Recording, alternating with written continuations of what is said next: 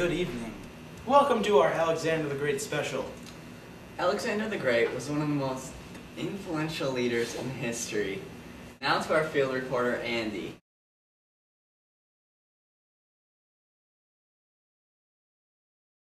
I am currently in Macedonia, where Alexander the Great was born. Alexander the Great's father, Philip II, created a strong army, including cavalries and archers. Philip unified Greece under Macedonian control, excluding the city-state of Sparta. During his childhood, Alexander was taught both warfare and politics by the great philosopher Aristotle. Philip was assassinated in 336 BC.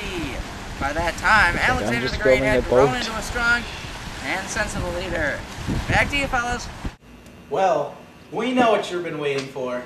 Here it is. Our Alexander the Great special. At age 20, Alexander was crowned king of Macedonia. After his father's death, Alexander the Great knew it was his turn to lead his people. After the Persian Wars, there was much resentment towards Persians. The Greeks' main weapon was the companion cavalry, along with the trusty Greek phalanx, a giant moving square of heavily armed soldiers. Even though outnumbered, their will was strong. As my first act as king, I shall reunite Greece! Alexander took control of Greece. When a city-state revolted, such as now, he crushed their army and would sell their people into slavery.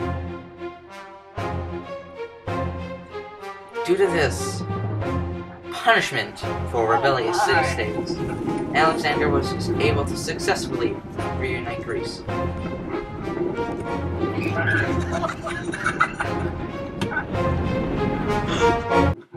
In 334 BC, Alexander led his army into Asia to expand his empire. Within a year, Alexander had won a major victory, crippling the Persian Empire, and was successfully conquering their territory, and was seen as a liberator by the peoples in Levant and Egypt. In Egypt, he was crowned pharaoh and seen as a god. Alexander still wanted more. From there on, Alexander marched directly towards Babylon and further into the Persian Empire.